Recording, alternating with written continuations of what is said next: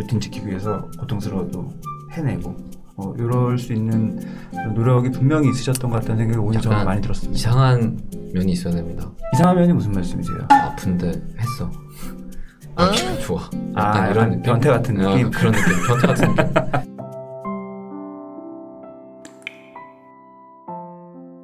먼길 와주셔서 아닙니다. 가까운 길 와주셔서 가까운 길 지하철 타고 왔습니다. 오늘 제가 미리 공지드린 대로 오늘 게스트분은 저는 항상 이걸 먼저 소개해드리고 싶은데 여러 가지 뭐 그 캐릭터가 있으시지만 네. 이비인후과 전문의 이낙준보다는 네. 웹소설 작가 한산이가님 예, 그렇죠. 이 좋으신가요? 저는 그렇게 생각합니다. 네. 한산이가님이자 닥터프렌즈 유튜브 3인방 중에 제 생각에는 센터라고 생각을 합니다. 그런가요? 네. 이거 진승이 나오면 진승이가 센터고. 잘 아시네요. 네. 지금 이 인터뷰 프로그램의 제목이 필링 캠프. 이게 한글로 써서 필링이지만 영어는 필링이거든요. 필링. 네. 원래는 힐링 캠프잖아요. 그거 그쵸. 패러디인데 필링 캠프 무슨 의미인 것 같아요? 느껴라? 네, 느껴라. 맞아요. 뭘 느끼는 거죠? 네, 뭘 느끼는 건지 이따 느껴보시면 되고요. 제가 느끼는 거구나. 시청자가 아니라. 그렇구나. 진짜 신개념 방송을 하시네. 네, 신기해요. 제가 좀 남들 안 하는 거 하는 거 좋아해서 그러네요. 이 모양 이 꼴로 살고 있습니다. 제가 개인적으로 요즘에 최근 한 1, 2년은 제일 부러운 사람이에요. 왜 그렇죠? 왜 그럴까요? 글쎄요, 제가 개인적으로는 사실 제 나이대의 의사 중에 제가 제일 시간이 많다고 생각합니다.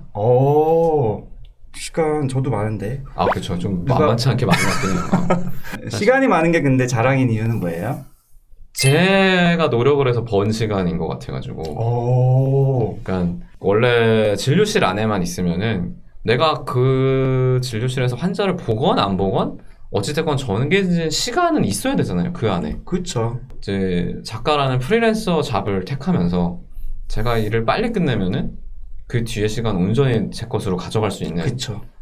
그런 라이프 스타일을 만들어가지고 그거에 대해서 좀 자부심이 있어요. 그래서 일부러 좀 어중뛴 시간에 가서 PT도 받고 나 이때 시간 있다. 네, 그쵸. 진짜 없는 사람들 남들 안 오는 시간. 오후 3시 그쵸. 제일 애매한 시간. 아침도 아니고 저녁도 아니고 그럴 때 받고 일부러 그러고 있습니다. 저는 개인적으로 닥터프렌즈 3인방 중에서 예전부터 이제 보다 보면 캐릭터들이 대충 이제 눈에 들어오잖아요. 근데 다른 두 분보다는 조금 더 약간 자기 자신에 대한 자부심? 이게 좀 저는 좀 느껴지던데 방송 이미지에서는 좀 그렇더라고요. 실제로도 그러신가요? 실제로도 그렇습니다. 저는 저를 사랑하니까요. 저는 우선 제일 궁금한 게 사실은 저의 아들에게 물어봤어요. 아까 내가 아빠가 이따가 유튜브 라이브를 하는데 게스트 손님을 모셔서 하는데 그 손님이 누구냐면 직업이 3개다. 유튜버. 아빠보다 훨씬 구독자가 76만 명이야. 네. 두 번째로 그 소설 작가님이신데 책이 엄청 많이 팔려서 부자야. 애들이니까 설명을 그렇게 부자라고 해야죠. 네. 세 번째로 이제 이비인후과 의사야.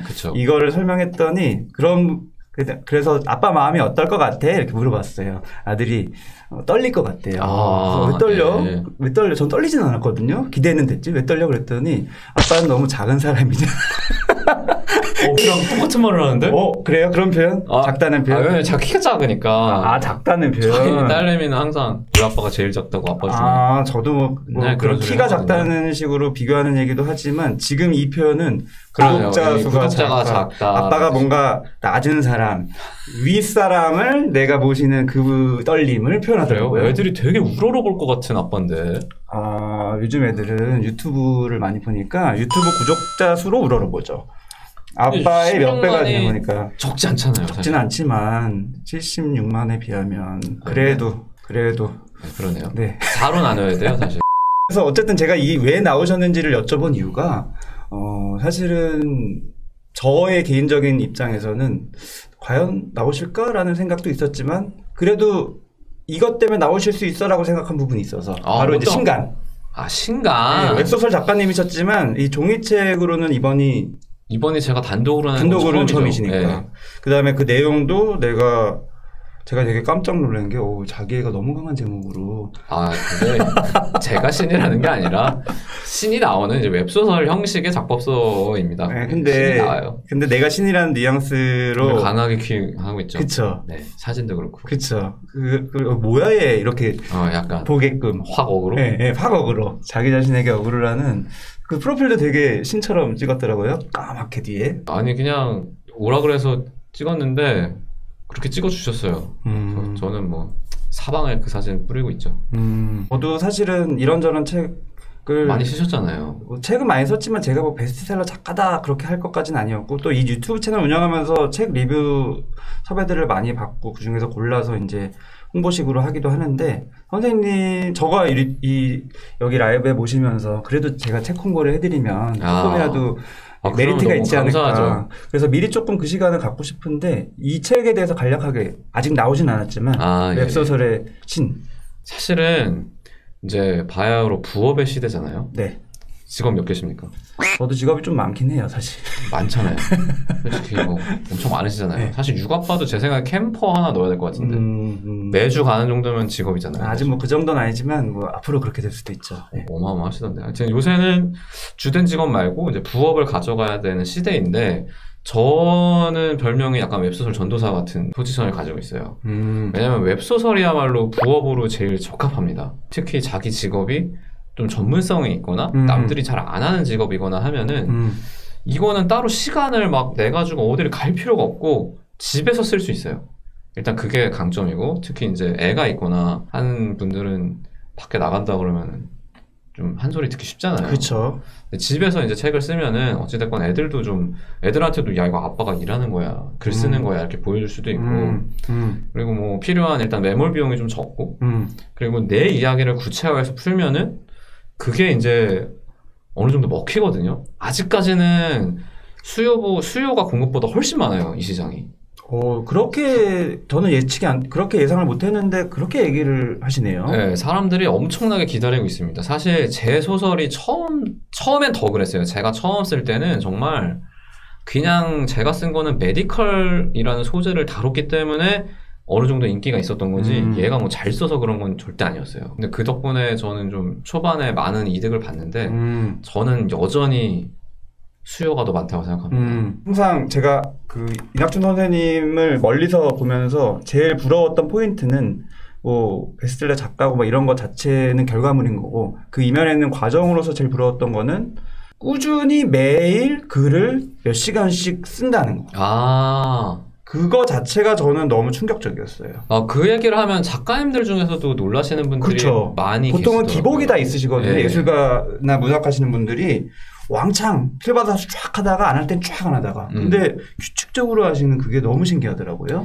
저는 일부러 약간 기복을 없애긴 했어요. 그러니까 일부러 루틴을 매일 아침 몇 시에는 일어나서 뭐 9시부터는 글을 쓰고 그 다음에 점심은 몇 시에 먹고 그 다음에 할 게 남았으면 하고 아니면 좀 쉬고 그냥 시간을 정해놓고 그 안에 무조건 계속해서 몰아붙입니다. 처음부터 이렇게 많이 썼던 건 아니에요, 사실. 처음에는 하나 쓰는데 시간 되게 오래 걸렸었는데 이 습관을 계속 가져가니까 같은 시간에 생산력이 계속 올라가더라고요. 지금은 좀 많이 쓰는 편이죠. 당연히 루틴이 되면은 효율이 좋아질 것 같은데 문제는 그게 어려워서. 어렵긴 하죠. 그걸 끌고 가는 힘이 어디서 나오는 건가 저는 그게 너무 궁금했어요. 저도 그런 스타일이 전혀 아니어서 저도 기복이 되게 크거든요. 이거는 사실 제가 개인적으로 해서 한번 생각을 해봤어요. 왜 다른 작가님들은 나처럼 안 쓰지? 나는 시간이 있으면은 더 쓰거든요, 저는. 그러니까 만약에 뭐 오늘 정해놓은 시간이 6시간이야. 근데 제가 원래 써야 되는 게 뭐 3, 4시간밖에 안 걸렸어, 오늘. 잘 써줘서. 그쵸. 시간이 남았어. 그러면 쉬는 게 아니라 전 그 시간에 그러면 신작을 씁니다. 다른 걸 써봐요. 습작이라도 계속 해봐요. 왜 나랑 다른 작가님들이 좀 다르지? 라고 생각을 해봤는데 그걸 생각을 해야 돼요? 저는 기본적으로 욕심이 되게 많더라고요. 그러니까 어떤 작가님들은 나는 하루 하나면 됐어. 아니면은 뭐 수입이라면 나는 여기까지 벌었으면 됐어. 나는 글로 이 정도 벌면 됐어. 근데 저는 둘 다 좀 욕심이 많아요. 쓰고 싶은 장르도 너무 많고 쓰고 싶은 글도 많고 그 다음에 이 글이 상업적으로 성공하고 싶은 것도 많고 그래서 그거를 어떻게든 이루려고 하다 보니까 근데 말씀하신 거 이해되는데 뭐 다른 사람들도 기복 있게 하는 사람들도 욕심이 없는 건 또 아니긴 하거든요. 잘하고 싶고 나도 이렇게 뭔가 성공을 향해서 달려가고 싶은 마음은 있는데 지속이 안 되는 경우들을 되게 많이 보거든요.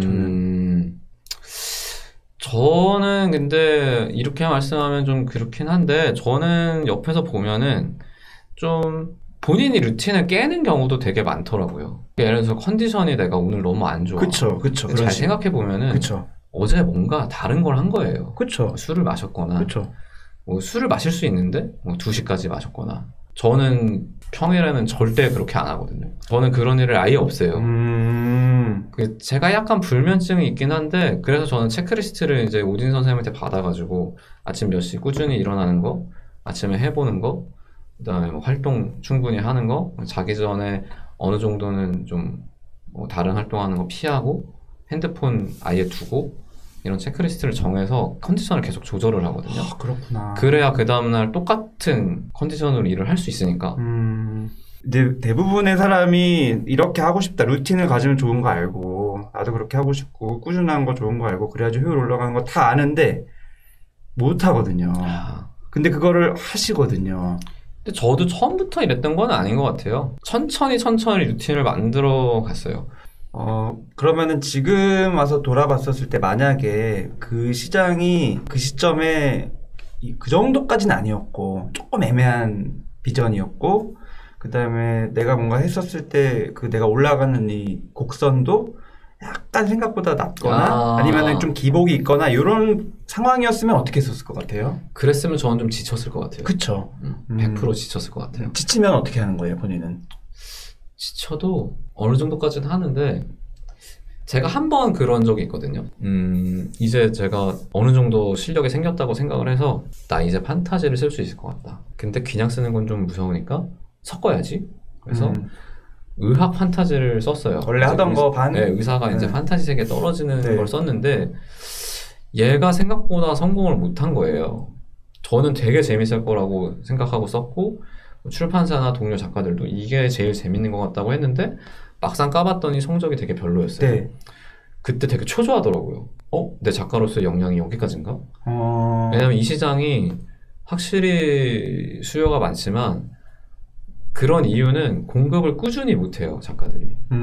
며칠 하고 사라지는 작가들이 되게 많아요. 그럴 것 같아요. 엄청 많거든요. 쑥쑥 사라져요. 막 필명들이 저랑 같이 시작한 작가님들 중에 사실 같이 하는 사람이 거의 없어요. 그렇구나. 손가락에 꼽지도 못할 정도예요. 그렇게 많이 정말 많이 사라지거든요. 물론 그 중에는 필명을 바꿔서 다른 걸 시도하시는 분도 계시겠지만 그래서 그때 딱 불안하더라고요. 나 여기서 이제 내 작가로서의 영향이 여기서 끝인가? 그런 생각이 들었는데 그때 저는 한 번 더 해보자. 아마 말씀하신 것처럼 제가 좀 기복이 있거나 아니면 뭐 성과가 좀 덜 났을 때 한두 번 정도는 더 해봤을 것 같아요. 이렇게 노력을.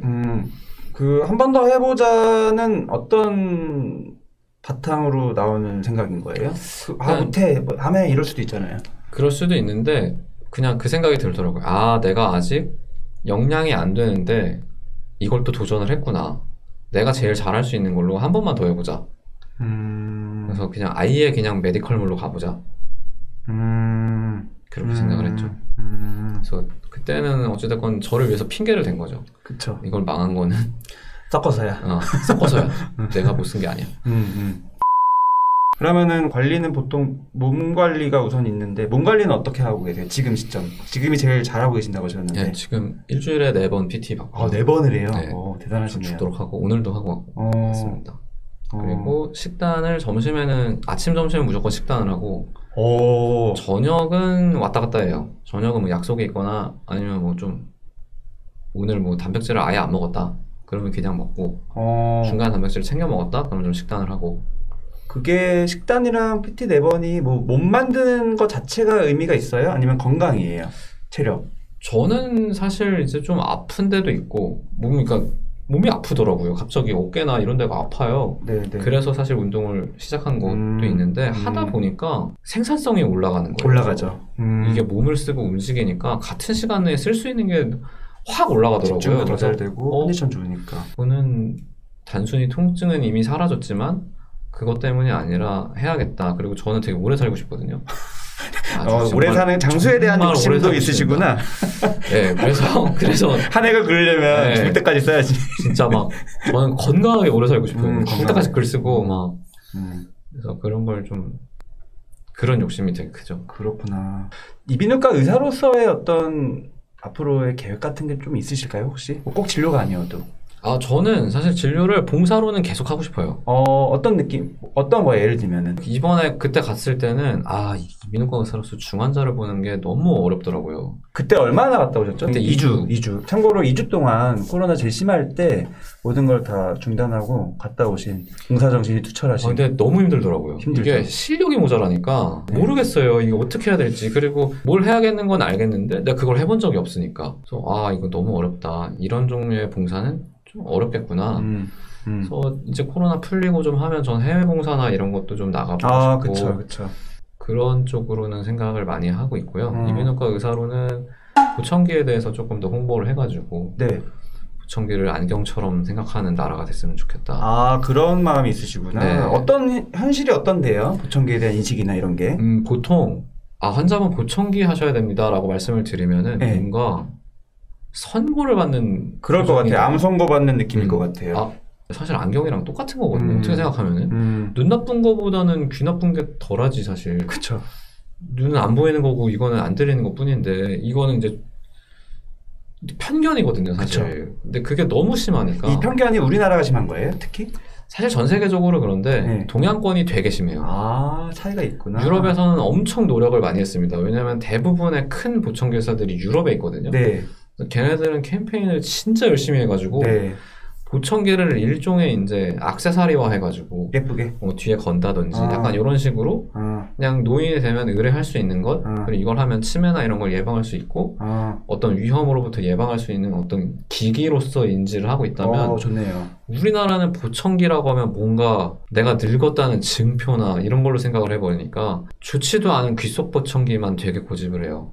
그 기능도 엄청 나쁘고 안 보이게 남 시선 신경 쓰는 거죠. 그걸 너무 신경을 쓰니까 계속 보청기에 대한 안 좋은 부정적인 경험이 쌓이는 거예요. 왜냐면 귓속 보청기는 정말 도움이 잘 안 되거든요. 너무 작아서. 그런 거를 조금 개선을 하고 싶다. 되게 좋은 생각이네요. 그런 생각할 계기가 있으세요? 그런 문화를 접한 편견.